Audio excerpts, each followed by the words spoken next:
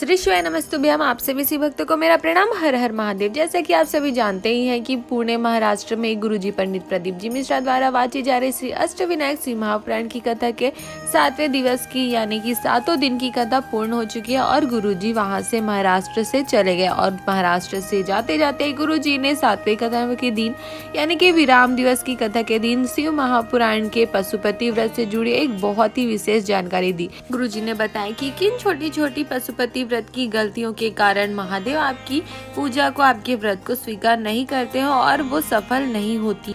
तो आज की हमारी वीडियो से आपको इन सभी बातों की जानकारी मिल जाएगी कि पशुपति व्रत अगर आपका सफल नहीं हो रहा है तो क्यों नहीं हो रहा है, क्यों महादेव तक आपकी मनोकामना नहीं पहुंच रही है। कई लोग होते हैं जो एक बार ही करते हैं और उनकी मनोकामना भगवान सुन लेते हैं, उनका पशुपति व्रत सफल हो जाता है। और कई लोग होते हैं कि 5-6 बार कर लेते हैं फिर भी उनका पशुपति व्रत सफल नहीं होता है। तो हो सकता है कि वो यही सब गलतियां कर रहे होंगे। तो ये आपके लिए बहुत ही उपयोगी वीडियो होने वाली है, क्योंकि सभी की कुछ ना कुछ परेशानी होती है, सभी के जीवन में कुछ ना कुछ तकलीफ होता है, कष्ट होता है, जिसको दूर करने के लिए शिव कथा सुनने वाला हर व्यक्ति अपनी समस्याओं को दूर करने के लिए, अपने कष्टों को दूर करने के लिए, महादेव का आशीर्वाद प्राप्त करने के लिए शिव महापुराण में वर्णित इस सिद्ध उपाय को, इस सिद्ध व्रत को अवश्य करते हैं। तो चलिए वीडियो को शुरू करते हैं और जानते हैं कि गुरुजी ने कौन कौन सी गलतियों के बारे में कहा है। तो कथा में गुरुजी ने वर्णन किया कि आजकल तो सबके सब ने पशुपति व्रत के अपने अपने नियम बना लिए हैं। कोई कुछ कहता है, कोई कुछ करता है, कोई कुछ बताता है।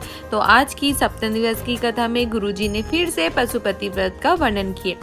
गुरुजी ने कहा कि पशुपति व्रत में सबसे मूल है कि आप सुबह जो पूजा की थाली लेकर जाओ, पूजा करके आने के बाद आप उसको वैसा ही, पूजा की थाली को वैसे ही रख दो।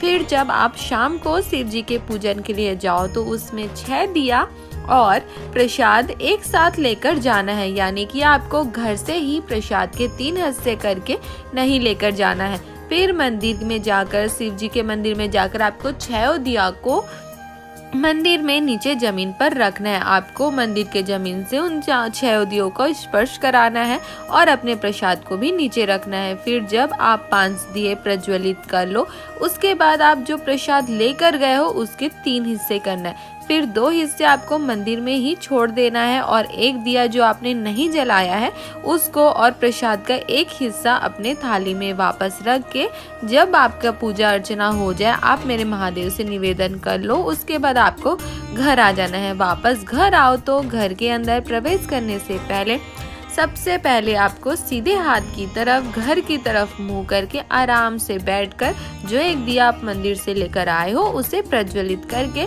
मेरे भोले बाबा से, पशुपतिनाथ बाबा से निवेदन करना है कि बाबा ये मेरा पहला पशुपति व्रत है, इसे आप स्वीकार करना, मेरे व्रत को सफल करना। मंदिर में भी जब आप पहली दिया प्रज्वलित करें तो आपको अपनी मनोकामना महादेव से कहना है।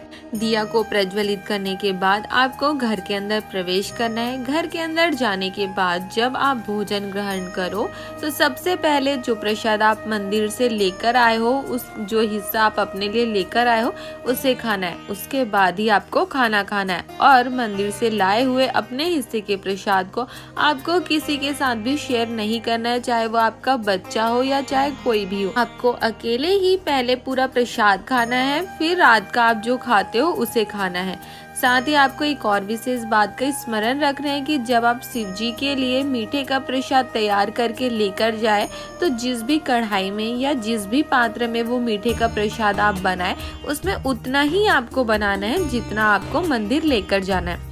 उसमें आपका एक्स्ट्रा नहीं बनाना है, जितना लेकर जाना है बस उतना ही बनाना है। कढ़ाई में थोड़ा भी नहीं छूटना चाहिए। अगर छूट गया तो प्रसाद के 2 हिस्से वही हो गए और आपका पशुपति व्रत स्वीकार नहीं होगा।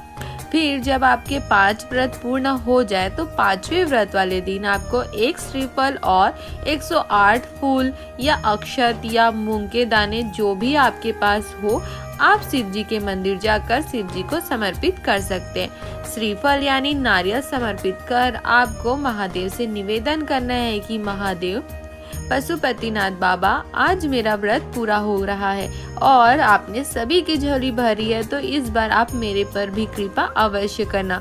कथा में आगे गुरुजी ने कहा कि अगर आपने दिल से मेरे महादेव पर सच्ची श्रद्धा रखकर, पूर्ण विश्वास रखकर यह व्रत किए हैं, तो मेरे भोलेनाथ बाबा, मेरे पशुपतिनाथ बाबा आपकी पूजा को, आपके व्रत को अवश्य स्वीकार करेंगे। उनकी कृपा आप पर अवश्य होगी।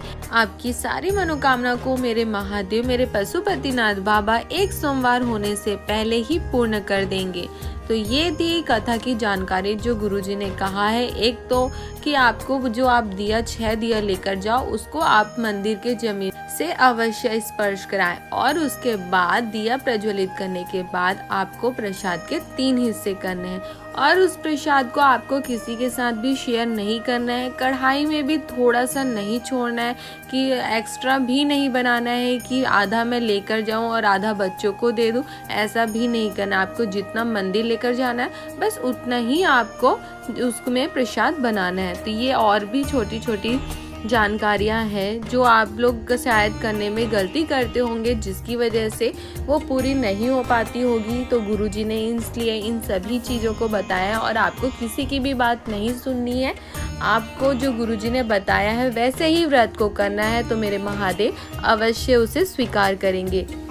अगर आपको ये जानकारी अच्छी लगी हो तो आप हमारे वीडियो को लाइक कर सकते हो और अपने परिवार वालों के साथ या अन्य शिव भक्तों के साथ इसे शेयर भी कर सकते हो, ताकि उन्हें भी पशुपति व्रत से जुड़ी इन सारी छोटी छोटी गलतियों की जानकारी प्राप्त हो सके और वो सही से इस उपाय को करके मेरे भोलेनाथ का, मेरे पशुपतिनाथ बाबा का आशीर्वाद प्राप्त कर, उनकी कृपा दृष्टि प्राप्त कर अपने जीवन से सारे दुख तकलीफ कष्टों को दूर कर जीवन में आनंद और सुख की प्राप्ति कर सके। हर हर महादेव।